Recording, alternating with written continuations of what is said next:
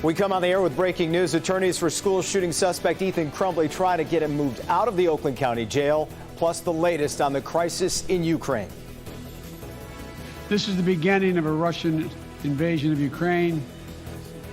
President Biden mapping out a new response, what the U.S. is doing and what it will not do. Paul.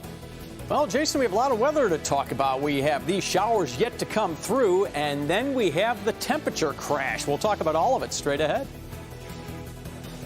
Did you happen to notice the calendar? Today is 2/22/22. So what does it mean? We talk to the numbers experts. Local 4 News starts now with a breaking news alert. And that breaking news involves the suspected Oxford High School shooter who is in court right now, and we're learning more about what led up to that shooting. Today's hearing will decide whether 15-year-old Ethan Crumbly will be kept at the Oakland County Jail. Crumbly's attorneys want him moved to Children's Village in Pontiac. In court, prosecutors argued he'd be a menace to other juveniles in the facility. They talked about Crumbly's journal, where they say he outlined a plan to stalk, torture, and kill a classmate, and detailed the school shooting. Crumbly's attorneys say he must be out of sight of other adult inmates, and he now has very little interaction with others.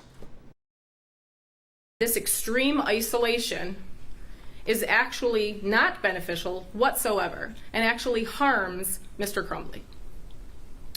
To place this defendant with other at-risk juveniles who are presumably the same age as his victims would be contrary to the rehabilitation of those at Children's Village and pose a potential risk of harm to their safety.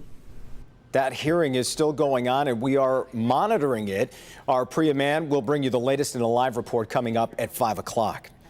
Detroit police say they have 2 teenage suspects in custody in a triple shooting that left a 5-year-old and 2 adults dead. The crime was discovered Sunday on the city's west side. A woman, her young son, and a man were all found after relatives hadn't seen them for a while. Police say a 16-year-old and a 17-year-old are in custody and were known to the victims. They'll be asking prosecutors to file charges on this soon. Police not sharing much more information than that, though. They did want people to know they do not believe there's any ongoing danger to the public. Several agencies investigating a suspicious substance near the Huron River in Flat Rock. Last night, someone spotted an oily substance in the backwater running parallel to the river. The Flat Rock Fire Department responded immediately to this, also alerting Michigan and federal environmental agencies. Booms are now being used to contain any spread, and Huron Park is closed while this investigation continues. We'll also have a live update on this story tonight at 5.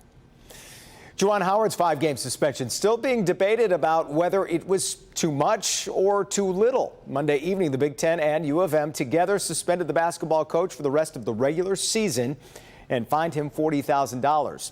Wisconsin Badgers coach Greg Gard, who stopped Howard during the postgame handshake line as he tried to walk by, was fined $10,000 but not suspended.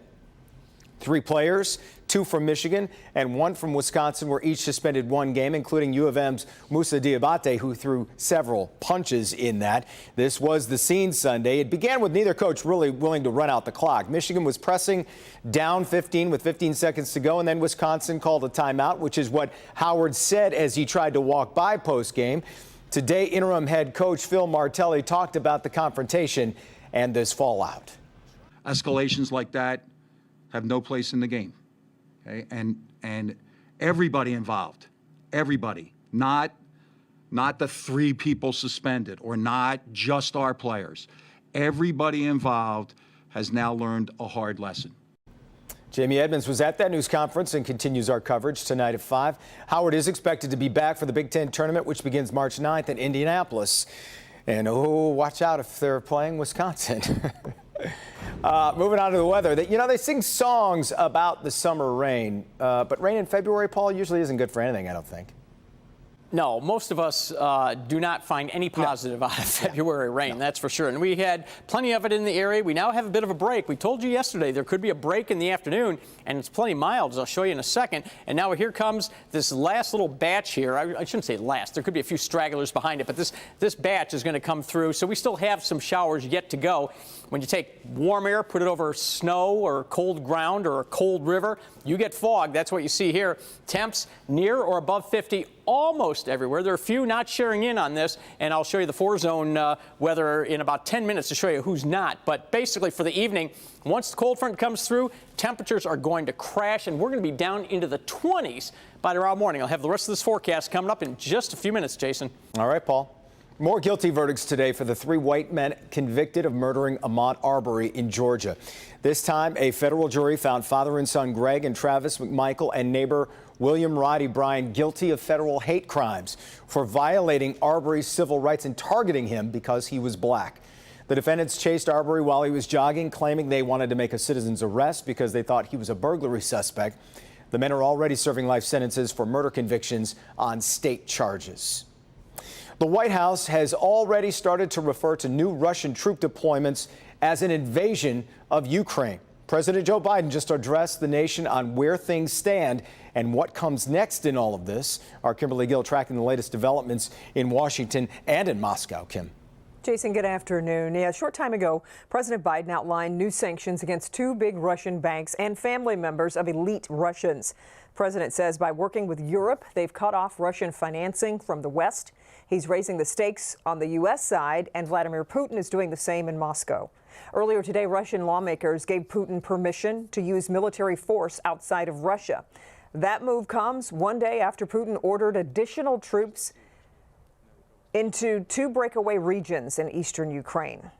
Russian troops have been there for years, but the United States and its allies see the move as a pretext for a wider war and to grab more Ukrainian territory. President Biden is moving more U.S. troops, meanwhile, into the Baltic states of Estonia, Latvia, and Lithuania. The president says Russia could still face steeper penalties, but the U.S. needs to send a message now. Who in the Lord's name does Putin think gives him the right to declare new so-called countries on territory that belong to his neighbors? This is a flagrant violation of international law and it demands a firm response from the international community. Let me be clear, these are totally defensive moves on our part. We have no intention of fighting Russia. We want to send an unmistakable message, though. Now, Russia has said this crisis is partly because Ukraine might one day be allowed to join NATO. But yesterday, Putin went further with a list of reasons why Ukraine should belong to Russia, calling it an integral part of Russia's history, culture, and spiritual space. We're working and watching developments hour by hour, and we'll have another update when you join us for Local 4 News at 5. Until then, Jason, we'll send it back to you. All right. Kim, thanks. Sure.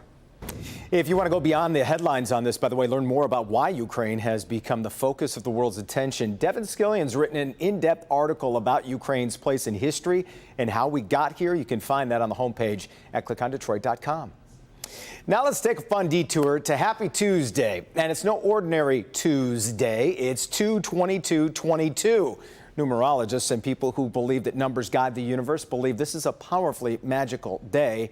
We sent, who else? Paula Tutman to 22 Mile Road. And of course, we're all wondering if anything weird happened at 2:22 this afternoon, Paula. Well, let me just say this. This has been one of my most fun stories in a long while. Of course, I had to be on 22 Mile Road because I wanted to have the right cosmic longitude and latitude to take advantage of these planets as they're lining up for me and everyone else. Not sure if you noticed the calendar today, but it is, by many who follow numbers, a magical day in the universe. February 2nd, 2022, or 2/22/22. In numerology, it's considered an angel day, a day of choice and change. They want to just put the refresh button on so we have a whole new, clear perspective of life. Kaya French is a Detroit-based astronumerical analyst. Translation, and she's got your number. I put like a double pair of glasses on, look beyond the surface. I have to go deep down into the rabbit hole to find out the meaning of things. It is believed she's something of a numbers whisperer. She says everyone has to know your number. And she says today is a day in which the universe is on steroids if you know how to work with it. Pay attention to signs, numbers, messages, lower your ground noise, and listen to yourself. It's like you having a spiritual meeting with yourself. If the dreams that you want to fulfill, are you ready to go after them? Or are you going to stay in the corner and not do the things and stick into the mundane world? Are you going to step out there and do what's really true to your heart and do? Take the job, take the offer, invest in yourself. This is the ready to put yourself out there, because if you don't put yourself out there, how do we know you even exist? Reverend Amy Garber is the co-founder of Enlighten Your Soul Center and Shop in Ann Arbor, and she agrees that today, if you have the right personal declarations, you can spin the universe in your favor because of the amped up way the planets are lined up. People are waking up more now to the understanding that there are things beyond our material, physical reality, right? Or things that we can see that can help us, and utilizing these energies and being aware of them. She too says the alignment of the numbers and what they mean in the universe is an opportunity to choose to supercharge your personal awareness. Our intentions are very important, and what we put out there, what we're manifesting, using today as an example, can reverberate for probably the whole year. Okay, so listen, let me tell you what else I'm being told. I'm being told that if you are unlucky in love or looking for love, make sure you make the right choices and manifest it. But also, true story, I stopped to get petrol. The price was $69.22. The original cut of our story was 2 minutes, 22 seconds, and the lottery stopped selling 2222 because it already hit 30 millions and they already hit their limit. So obviously there's some cosmic stuff going on. I knew the lottery would be involved somehow, of course. Right? A story of yours at 2:22, I just can't believe that, Paula. That's just incredible. That's perfect timing. I love it. Inside joke. Yes. Inside joke. Forget about it. Paula, thank you so much.